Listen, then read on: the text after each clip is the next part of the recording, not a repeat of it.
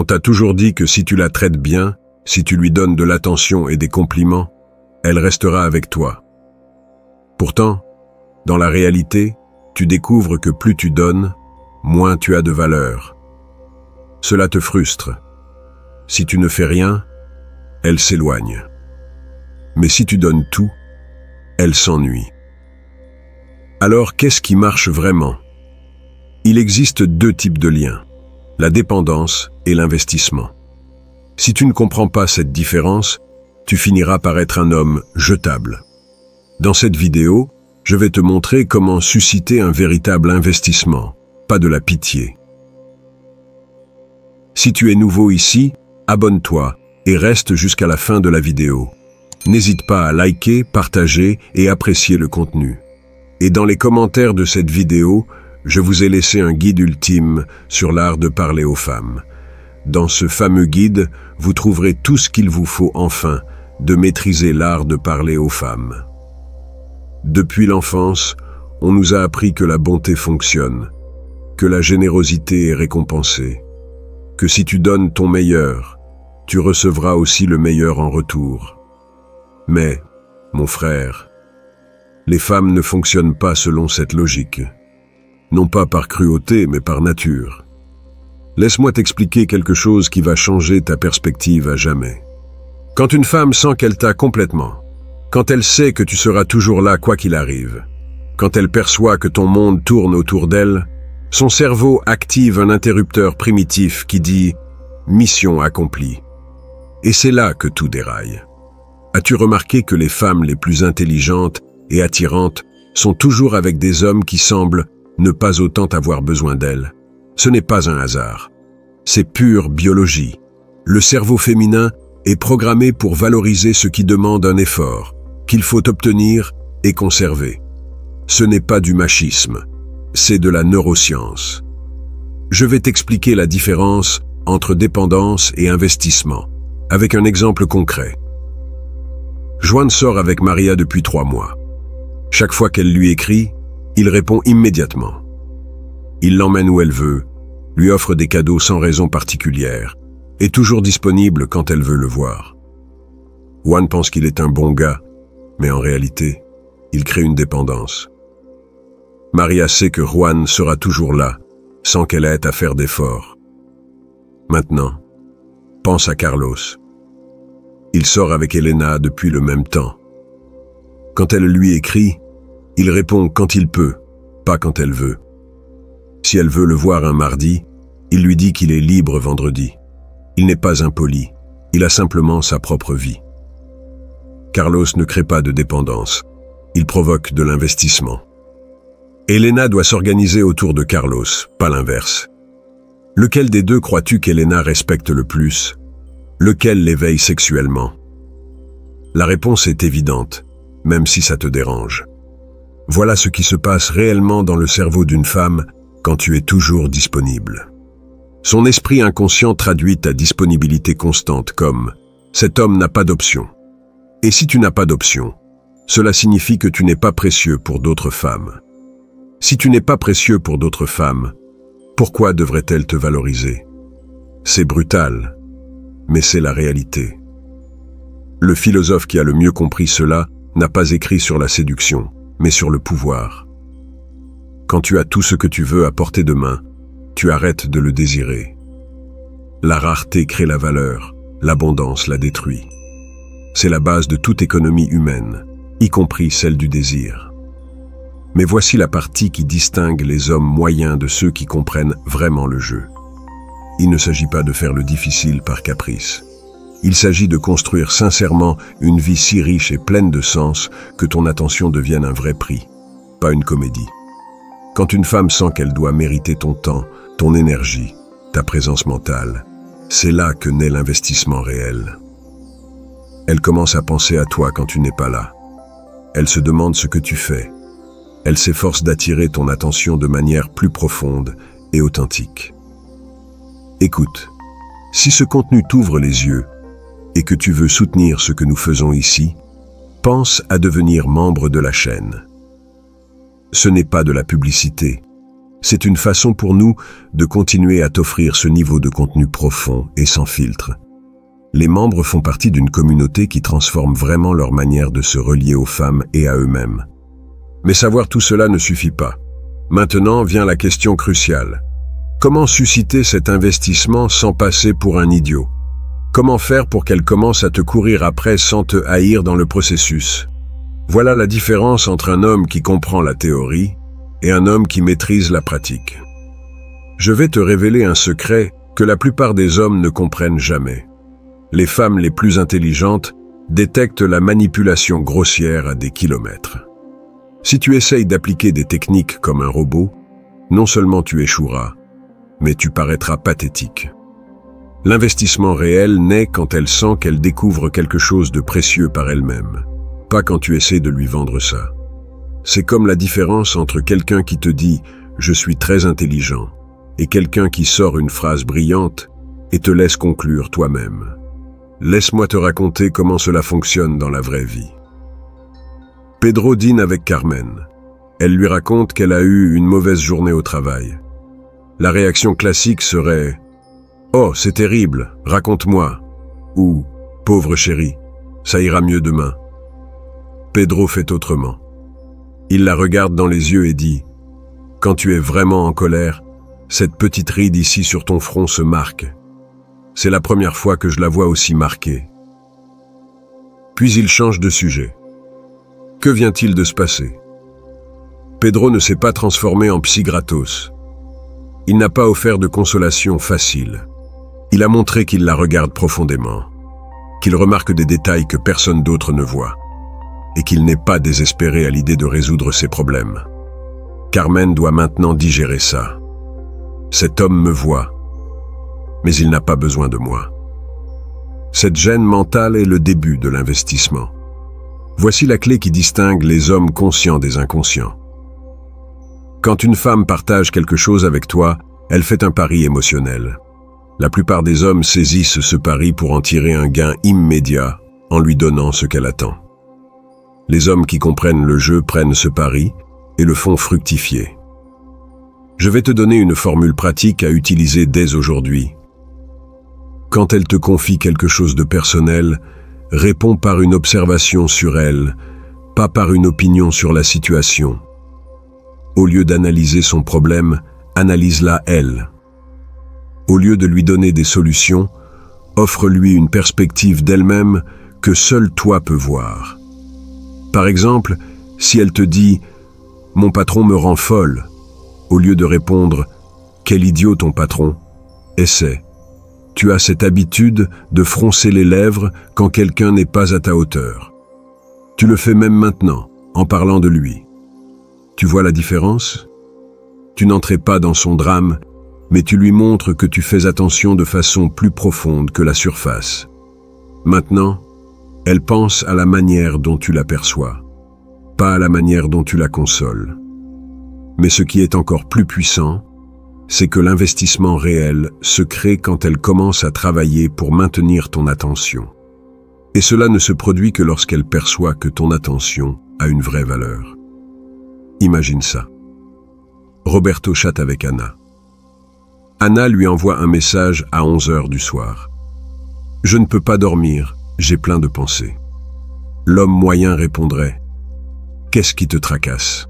Parlons-en. » Roberto répond le lendemain à 2 h de l'après-midi. Les insomnies de minuit révèlent à toujours qui nous sommes vraiment. J'espère que tu as trouvé ces réflexions intéressantes. Maintenant, Anna doit deviner. Est-ce qu'il m'ignore ou est-il en train de mieux me comprendre que je ne me comprends moi-même? Cette ambiguïté la pousse à investir plus d'énergie mentale en lui. Le pouvoir ne consiste pas à contrôler les autres, comme le savaient les grands stratèges du passé, mais à créer des conditions qui donnent envie aux autres de s'aligner avec toi. Et ces conditions se créent en étant réellement rares, pas en feignant la rareté. Je vais te donner un autre exemple plus profond. Laura dit à Marcos qu'elle se sent insécure avec son corps dernièrement. La réponse automatique serait « Tu es belle ». Ne dis pas ça. Marcos répond L'insécurité chez une femme intelligente comme toi ne concerne jamais le corps. C'est quelque chose de plus profond que ton esprit utilise le corps pour exprimer. Et je trouve ça fascinant, pas inquiétant. Qu'a fait Marcos? Il lui a redonné le pouvoir, mais depuis une perspective que seul lui offre. Il ne l'a pas consolée, il l'a défiée intellectuellement. Il ne lui a pas dit que ça allait, il lui a dit qu'elle est complexe. Les femmes intelligentes préfèrent être vues comme complexes plutôt que simples. Voilà la différence entre un homme qui calme et un homme qui stimule. Les hommes qui calment apportent du confort pour un moment. Les hommes qui stimulent sont inoubliables pour toujours. Mais attention, ceci n'est pas un jeu de manipulation froide. Si tu n'es pas véritablement observateur, si tu n'as pas une curiosité sincère pour comprendre les gens profondément, ces techniques sonneront creuses. L'authenticité est la base de tout pouvoir réel dans les relations. Avant de continuer, aide-moi avec quelque chose. Dans les commentaires, laisse un conseil que tu as appris dans tes propres expériences avec les femmes. Quelque chose que tu aurais aimé dire à ton jeune toi. Cette communauté se bâtit avec la sagesse partagée d'hommes qui ont vécu, échoué, appris et grandi. Parce que ce qui vient maintenant est encore plus profond. Comment créer des connexions tellement uniques qu'elles ne pourraient imaginer trouver la même chose avec un autre homme? Comment devenir non seulement une option attirante, mais la seule option logique? Frère, laisse-moi te raconter quelque chose qui a totalement changé ma vie. Le jour où j'ai compris que les femmes ne tombent pas amoureuses des hommes parfaits, mais des hommes irremplaçables. Quelle est la différence? Un homme parfait peut être remplacé. Il y aura toujours un autre plus beau, plus riche, plus drôle. Mais un homme irremplaçable a créé quelque chose qui n'existe qu'entre lui et cette femme. Et quand tu perds quelque chose d'unique, tu ne peux pas le retrouver ailleurs. Je t'explique comment ça marche en pratique. David sort avec Sofia. Lors de leur 3e rendez-vous, elle mentionne qu'elle adore l'odeur du café le matin parce que ça lui rappelle son enfance chez sa grand-mère. La plupart des hommes diraient « quel beau souvenir » et passeraient à autre chose. David fait autrement. Le lendemain, il lui envoie une photo de 2 tasses de café fraîchement servies, avec le message « J'ai pensé à ta grand-mère ce matin. J'espère qu'elle sait là où elle est, que sa petite fille trouve encore un foyer dans ses odeurs simples. » Qu'a créé David? Pas un moment romantique générique, mais un pont émotionnel qui connecte le passé intime de Sofia à son présent avec lui. À présent, chaque fois qu'elle sent l'odeur de café, elle ne pense pas seulement à sa grand-mère. Elle pense à l'homme qui a compris la profondeur de ce souvenir. C'est un actif émotionnel exclusif, impossible à reproduire. Mais voilà l'astuce qui distingue les amateurs des maîtres. Ces actifs ne se créent pas avec de grands gestes, mais par de petits détails, révélant un niveau d'attention que la majorité des hommes n'atteint jamais. Je te donne un autre exemple plus subtil. Raoul remarque qu'Elena joue toujours avec son collier quand elle est nerveuse. Au lieu de le lui dire directement, la prochaine fois qu'il la voit anxieuse, il touche doucement la main posée sur le collier et dit « Respire », sans même expliquer pourquoi. Elle comprend qu'il l'a lu sans mots. Maintenant, Raoul n'est pas juste un homme qui la calme, il est l'unique homme qui la comprend, sans explication. Cette différence est colossale. Les stratèges du passé savaient que le vrai pouvoir ne vient pas de la force, mais de créer des situations où l'autre personne ne peut concevoir une réalité sans toi. C'est précisément ce que tu bâtis quand tu crées ces actifs émotionnels. Mais je vais te dire quelque chose que tu n'aimes peut-être pas entendre. Cela exige que tu t'intéresses vraiment à elle comme personne complexe, pas seulement comme conquête sexuelle. Si tu feins cette profondeur, elle le percevra. Les femmes ont un radar émotionnel que les hommes sous-estiment dangereusement. Maintenant, je vais te montrer la technique la plus puissante que je connaisse pour créer ces actifs, le rituel privé. Imagine qu'Andrés découvre que Patricia commande toujours le même dessert quand elle est stressée, un cheesecake à la fraise. Au lieu de lui dire Tu prends toujours la même chose quand tu es mal. Andrés se présente simplement avec ce dessert quand il sent qu'elle traverse un moment difficile. Sans explication, sans drame, juste une compréhension silencieuse. Au fil du temps, ce cheesecake devient leur langage secret. Quand il apparaît, elle sait qu'il la voit, la comprend, et tient suffisamment à elle pour agir sans qu'elle ait à demander. Ce n'est pas seulement de l'attention, c'est de l'anticipation émotionnelle. Et l'anticipation émotionnelle crée une addiction émotionnelle. Je te pose une question à laquelle je veux que tu répondes honnêtement dans les commentaires. Qu'est-ce qui fonctionne le mieux pour créer une connexion profonde? A. Se souvenir et faire référence à quelque chose d'important qu'elle t'a dit il y a des semaines. B. Créer un moment complètement nouveau et inattendu ensemble. Écris A ou B dans les commentaires et explique rapidement pourquoi tu as choisi cette option. Je veux voir quelle approche gagne dans cette vidéo. Mais le niveau le plus avancé de cette stratégie est celui où tu construis des actifs émotionnels basés sur ses insécurités, pas sur ses forces. Je t'explique. Monica dit à Carlos qu'elle s'est toujours sentie trop intense pour les hommes, au lieu de la rassurer en disant « Tu n'es pas intense ». Carlos répond « Ton intensité n'est pas un défaut que je tolère. C'est la raison pour laquelle d'autres hommes ne peuvent pas te gérer, mais moi si. Et ça me donne un avantage qu'eux n'auront jamais. » Tu vois ce qu'il a fait? Il a pris sa plus grande insécurité et l'a transformée en son plus grand atout avec lui. Maintenant, Monica ne se sent pas seulement acceptée. Elle se sent valorisée précisément pour ce qui l'a fait se sentir rejetée toute sa vie. Ce type de transformation émotionnelle est impossible à trouver avec un autre homme, car aucun autre homme ne connaît cette vulnérabilité spécifique et ne sait exactement comment la transformer en pouvoir. Mais tout ce que je t'ai enseigné jusque-là n'est que la base, car l'investissement émotionnel sans investissement sexuel n'est qu'une profonde amitié. Et toi, tu ne veux pas être son meilleur ami. Tu veux être l'homme qui la consume totalement. La suite va te montrer comment activer son désir sexuel d'une manière qu'elle ne pourra ni résister, ni reproduire avec quelqu'un d'autre. Je te préviens, une fois que tu maîtriseras ça, il n'y aura plus de retour en arrière. Frère, je vais te dire la vérité la plus crue sur la sexualité féminine que personne ne te dira. Les femmes ne s'excitent pas à ce qu'elles voient, elles s'excitent à ce qu'elles imaginent. Et voici l'erreur que commettent 90% des hommes. Ils croient qu'en montrant un intérêt sexuel évident, ils vont réveiller son désir. C'est exactement le contraire. Quand tu exposes tout ton intérêt sexuel d'emblée, son esprit n'a plus rien à imaginer.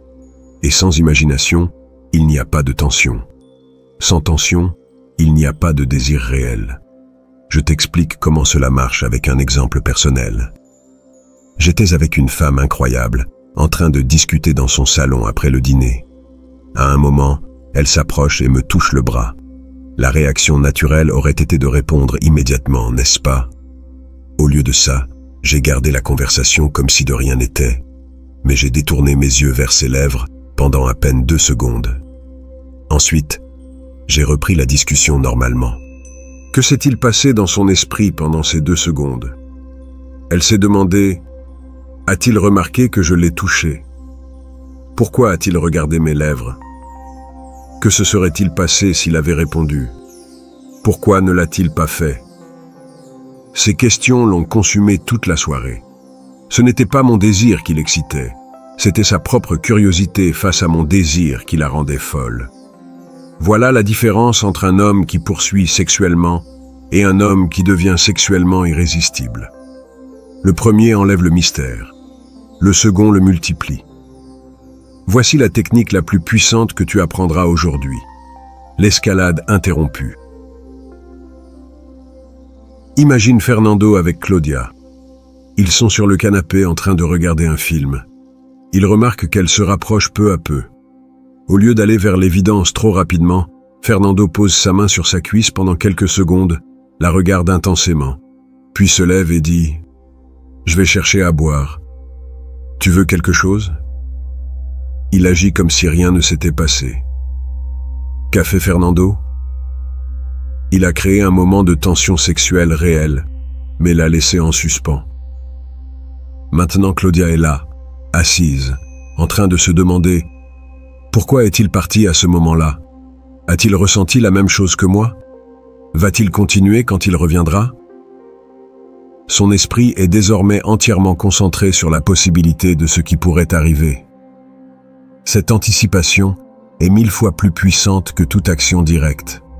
Les grands stratèges de l'histoire comprenaient que le pouvoir de la suggestion l'emporte toujours sur le pouvoir de l'action directe, car ce que l'esprit complète par lui-même a plus de poids émotionnel que ce qu'on lui donne sur un plateau.